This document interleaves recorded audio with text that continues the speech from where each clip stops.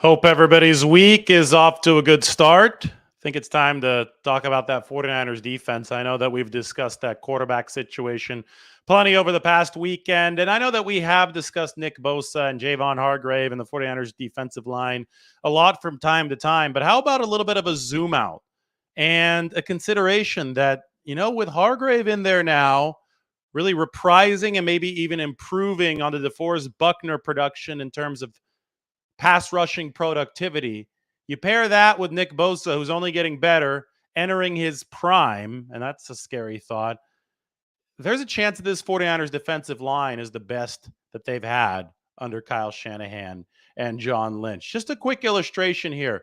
I posted this on Twitter just a couple minutes ago. The 49ers sack rates and the rankings in sack rate by season under Shanahan and John Lynch. So the percentage obviously only tells part of the story. You're going to want to compare how the team does against the rest of the league. When Shanahan and Lynch first arrived in 2017, 5% sack rate. Remember, that was the Elvis Doomerville year. He was their top edge rusher. They were trying to use Eric Armstead as a Leo. They had him lose some weight. Armstead had only been in the league for a couple years. A lot of injuries. DeForest Buckner was the 49ers' best defensive lineman, but it wasn't a very good sack rate. Number 29. They really struggled to close out games because they couldn't quite get to opposing quarterbacks. It was a lot of close but no cigar kind of stuff for the 49ers in 2017. Got a little bit better in 2018. Think you saw more health that year from Eric Armstead. DeForest Buckner was really durable for this football team, but they still didn't have edge rushers. They got most of their pressure up the middle. Remember, the whole Solomon Thomas experiment wasn't working out in 2017 through 2020. He, was very clear by this point that he was just going to be a rotational pass rusher for the 49ers, wouldn't be able to deliver the heat that they needed off the edge. So it was still a below average pass rush in 2018. Then you see the big surge from number 19 to number 2, 6.9% to a 9% sack rate. And what happened was obvious. They picked up Nick Bosa through the draft, and they also signed Dee Ford after trading for him from Kansas City. And this number, this 9%, the 49ers finished number 2, that was over the whole season. That included the time when Dee Ford was hurt, which was essentially the back half of the regular season, where the 49ers weren't nearly as productive. Let me tell you something. In 2019, when both Dee Ford and Nick Bosa were healthy, the 49ers had a 13% sack rate, which, if you look back at this, would have been far and away number 1 in the entire NFL. They were behind the Steelers for the whole year at 9%. So they started leaking oil because the line wasn't as deep as I think that it was in some of the future years that I'll talk about. 2020, well, they dropped from 2 to 24. I think the reason is obvious. Nick Bosa and everybody else seemingly got hurt. They also lost DeForest Buckner. So when you lose 2 premier pass rushers, one interior in Buckner and one exterior in Bosa, and then Dee Ford was hurt as well. So I guess 3 premier pass rushers. You're going to drop from the top of the league to darn near the bottom. This is what made Chris Kaceric's job in 2021 all the more impressive. Yes, Bosa was back, but no, they only had Dee Ford for a couple games, so he wasn't back. No more Buckner.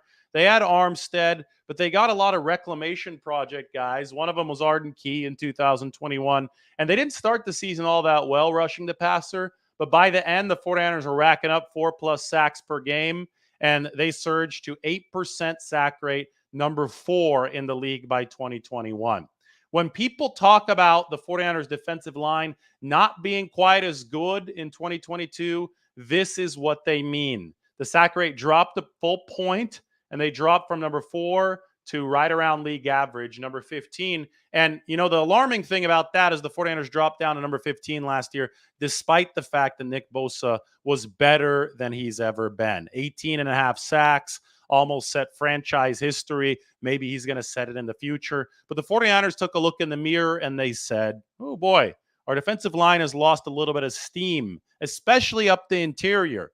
They only had 3 total sacks from their defensive tackles last year. That's hard to believe. 3 total sacks in an elongated season from the defensive tackle position, and 2 of those came from Kevin Givens. So the title of the video is "This is scary right now," or "This is frightening." I think we said frightening. The 49ers, if you look up and down their front seven, and we shouldn't limit sacks and we shouldn't limit front seven productivity to just the defensive line getting after the quarterback. But if you look up and down the front seven this season, on paper, it might be the most talented group that the 49ers have had since 2017. Case in point. Let's take a look at the 49ers roster. I said they were weak up the middle last year. Eric Armstead was hurt. That hurt a lot. Javon Kinlaw was also hurt. That obviously didn't help the 49ers. 2 of the 3 sacks they got from the interior, a paltry total, came from Kevin Givens. But he's now second stringer.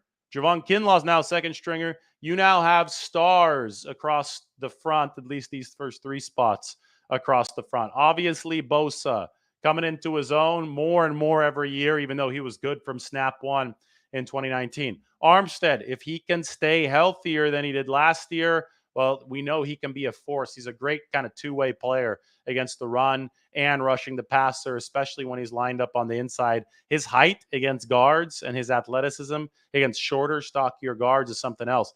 But here's the big one, Javon Hargrave. And, you look at Hargrave and you see a player who I think is respected in league circles, but the 49ers made a point that I've been making all offseason. You look at all of the interior pass rusher metrics, the advanced ones over the past 2 years, and the top 3 guys in the league have been Aaron Donald, Chris Jones, Javon Hargrave. Last year, Hargrave number 2 in a lot of metrics because Donald had an injury-fueled campaign. He fell off a bit. Donald was down to 10 to 15. But Hargrave has been elite over the past 2 years as an interior rusher. In fact, Hargrave has done stuff as far as pass rushing efficiency from the defensive tackle position that even DeForest Buckner wasn't touching for the 49ers. Buckner was down at, I think, at best, number 8 or number 9 as a pass rusher. In fact, this is something I could probably search. I have these stats that somewhere after the 49ers signed Javon Hargrave, you can really see what the difference between him and Buckner as a pass rusher is. So there was a lot of hand-wringing after losing Buckner. Obviously hurt the 49ers interior pass rush. I'm not here to talk about what they might have gained in the trade. That's a front office discussion. Right now, I want to talk about production on the defensive line solely. They haven't had Buckner since the 2019 season. But when you look right here, good, I found it. This is amazingly exciting. So what I'm going to do is I'm going to take a screenshot of it, put it up on the screen for everybody so you can see the difference between Hargrave and Buckner. They haven't had Buckner since 2019, hand-wringing about losing him. It obviously made the 49ers front seven, their pass rush, worse. But look at the rankings in pass rush productivity against other defensive tackles for both Hargrave and Buckner over the past 4 seasons. And maybe I'm selling Hargrave short because back when he was with the Steelers here, 2019, number 4 in pass rush productivity. 2020, number 6. 2021, number 4. 2022, number 3. In 2019, he was with Pittsburgh. In 2020, he moved sides of the state of Pennsylvania to Philadelphia. Meanwhile, Buckner, final season with the 49ers, number 8. Then he moved to the Colts, number 9, number 15 in 2021, and in 2022, number 8. This is not sack rate. This is pass rushing productivity. It's from PFF. It is a measure of sacks, pressures, quarterback hits, all put into a formula. But this is ranking against other defensive tackles. So Javon Hargrave has consistently been a top 5 guy. Buckner, you can say a top 10 guy, but there is a blip. There's a year where he was number 15. And in no season over the past 4 has Javon Hargrave's pass rushing productivity been worse than DeForest Buckner. So I think this is clearly a pass rushing upgrade for the 49ers on the interior. And the last time that you saw a really good defensive tackle paired with Nick Bosa and another good edge rusher, and I know the 49ers don't have D Ford anymore, but the last time you saw it was 2019 with Buckner. But if Hargrave is a better pass rusher than Buckner, if Armstead has developed into a better pass rusher than he was back then, because Armstead was doing a lot more stuff coming out. I erased Armstead. That's not good. Or I erased Bosa. I moved Armstead. That was an accident, I promise. Anyway, you've got Bosa there. He's better now. You have to think that Armstead, if he can stay healthy, they've moved him inside. He's in a better spot now. The variable that the 49ers still need to improve versus 2019 to make this a better front seven or a better pass rush along the front four than that year is the D Ford spot. And that's why there is so much scrutiny on Drake Jackson. Jackson's put on those 13 pounds of muscle. He looks the part. Can he be the part? He had 3 sacks over the first few games of the 49ers last year. It was a good start. He's got bend. Nick Bosa says that he's kept his speed despite putting on the strength, but you need the strength because the way these pass rushes work is you have to earn the right to rush the passer. And by that, I mean a guy like Drake Jackson right here has to be able to be credible against the run, has to be strong enough against the run so opposing offenses don't just hand the ball off for 4 to 5 yards a pop, which means they don't have to drop back to pass. Dropping back to pass exposes you to sacks. A good example of a guy who's going to be a specialist, just rushing the passer, nothing else, at least early on in his career, Robert Beal Jr. out of Georgia. Well, you have to earn the opportunities for Robert Beal. Guys like Armstead, guys like Hargrave, Bosa, guys like Kinlaw is going to be in there on running downs. Cleveland Farrell, he's a defensive end that I think focuses on stopping the run. He didn't have all too many sacks in his few seasons with the Raiders. Guys like that have to maintain rigidity against the run so the 49ers can earn the right to rush the passer. And Drake Jackson is one of those guys because he cannot be exposed as a one-trick pony. Otherwise, he won't be able to deliver the snap load that the 49ers need out of that end spot opposite Nick Bosa. So Jackson's weakness physically against the run last year, lack of endurance as the season wore along, all to be expected from a rookie who was on the lighter side. Those are things that he's trying to fix. And if he does fix those things, the 49ers will be so much more adaptable as a pass rush, and they'll be in a position where they could come after the quarterback in waves. Now, I know I titled this the 49ers' best front seven under Kyle Shanahan, and that means that we have to look at more than just the front four. The linebackers are going to become part of this. Warner, Greenlaw, who's coming off the thumb surgery. Oren Burks had a few nice plays over the offseason program, including a pass breakup covering Christian McCaffrey. Then the 49ers have a really, really instinctual rookie as linebacker in D. Winters. Demetrius Flanagan-Foles, he's more special teams depth. And Jalen Graham. A lot of people saying that he reminds them of Fred Warner at 6'3", good cover guy in college. Other depth, Marcelino McCrary-Ball, Mariano Sari-Marin, Curtis Robinson, special teams depth out of Stanford for the 49ers. So you have a lot of options at linebacker, but obviously the top ones are Warner and Greenlaw.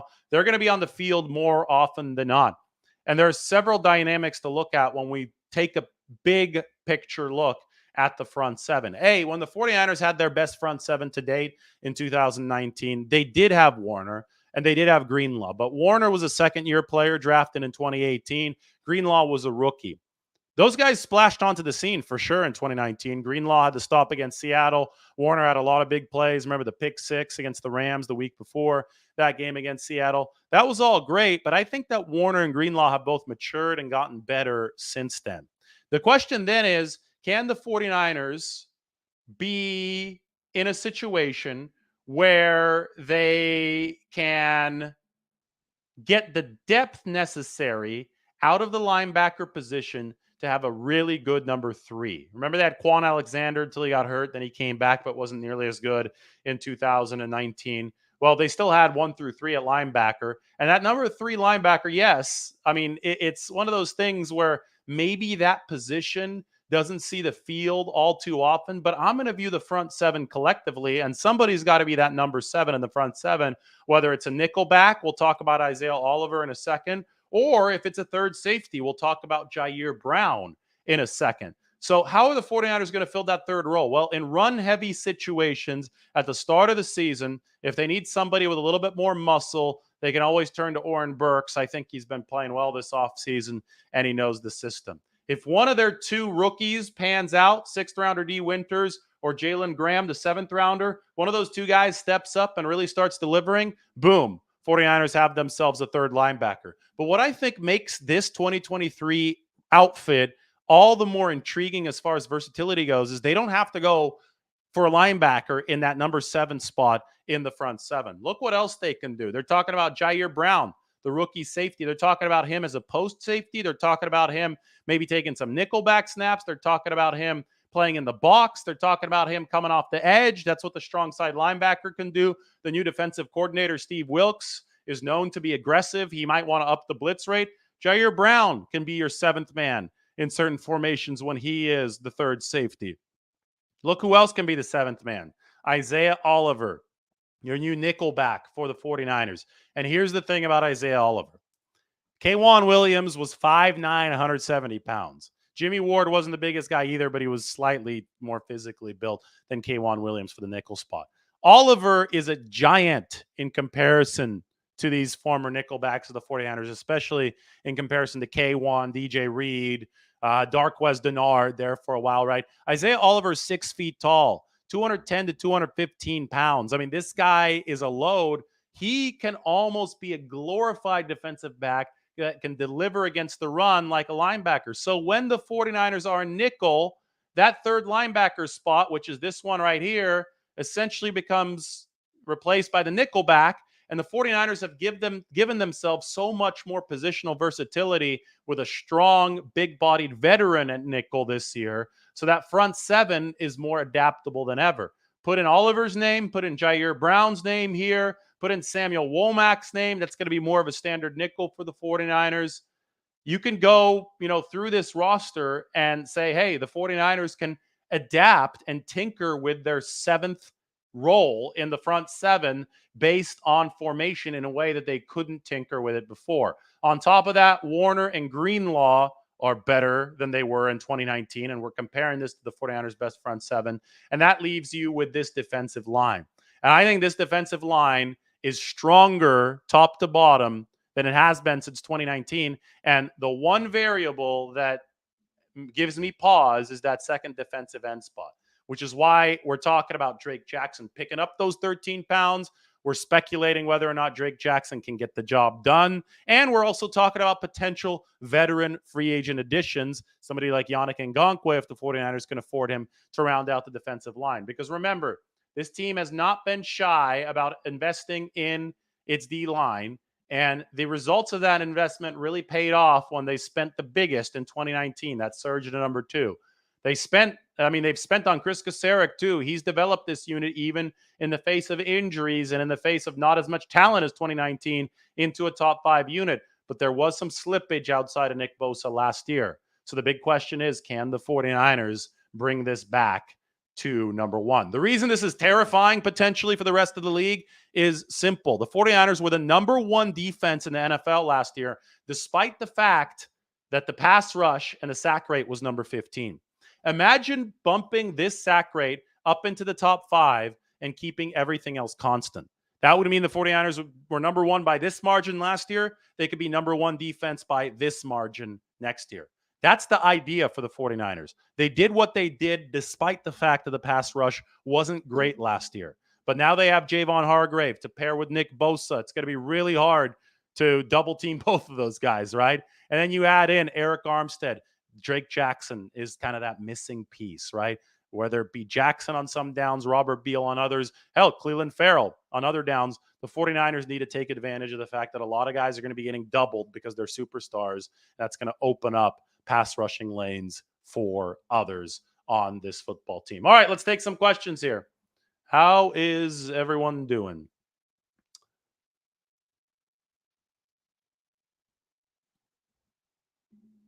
Flexibility for spot number 7 and not having to be a linebacker seems to be the continued focus on positionless skill position players. Absolutely. Because offenses are doing it. Started really by the 49ers, right?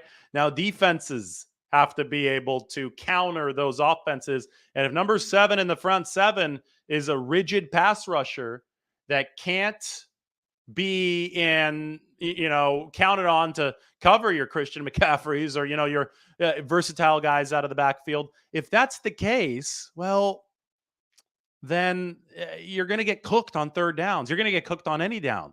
But that nickel down, the third downs and a lot of the second downs, since it is 70% of snaps that, that require the nickel package, you've got to be adaptable as a defense.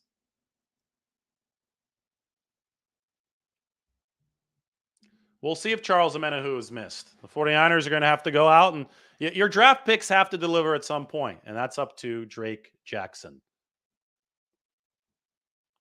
They should sign Yannick Ngakoue. Well, if they can get him at a decent price, I'm sure they'd be interested.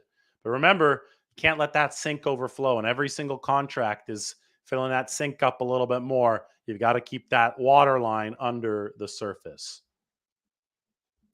They'll only be missed if the 49ers do not replenish the pipeline with guys like Drake Jackson, Cleveland Farrell, maybe Austin Bryant on this football team. One thing that I should point out is that Javon Hargrave is probably going to make other players a lot better.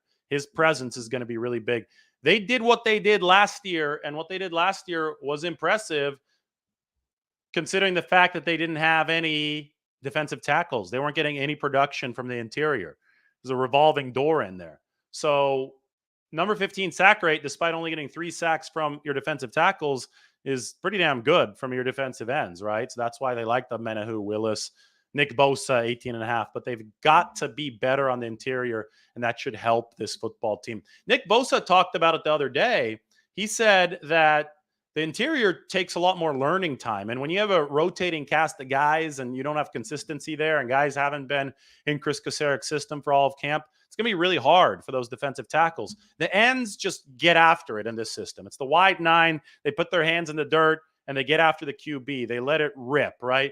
Defensive tackles have to do a little bit more reading in this system, and they have a lot of responsibility because the front is elongated. They're on islands. And if you have guys that are just coming in for a week or two at a time due to injuries, as the 49ers did last year, it gets a lot more difficult for the football team. So I think they could be a lot better if they solve those problems on the inside. You say Armstead can't really pass rush, but he had 10 sacks in 2019. So I think that when Armstead is in a good situation, he can pass rush. And that guy's got a lightning quick closing step. And it's because he's so tall, so he's got long strides, but he's also really athletic.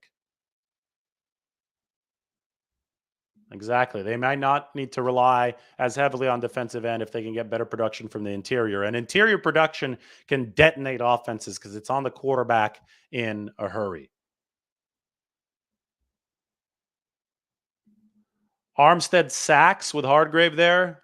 Gosh, I don't know. And sacks are tough. You know, if the pressure rate's good for a defensive lineman, you're happy because sacks aren't always going to be something that's necessarily correlated with how productively a player is pass rushing. Sometimes a guy with only 2 sacks has been a really, really productive pass rusher. So as long as that pressure is effectively coming from Armstead, it's good. But if you want me to put a number on it, 6 or 7 would be awesome from Eric Armstead for the 49ers this year.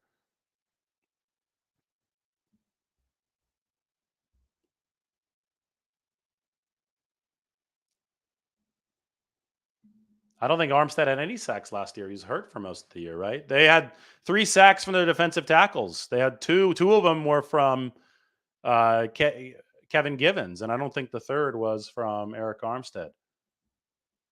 I mean, theoretically, Seattle will be more of a threat to the 49ers this year.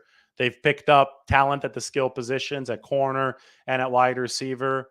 We'll see if they're better along the lines because they weren't really good enough to challenge the 49ers along the offensive and defensive fronts last season.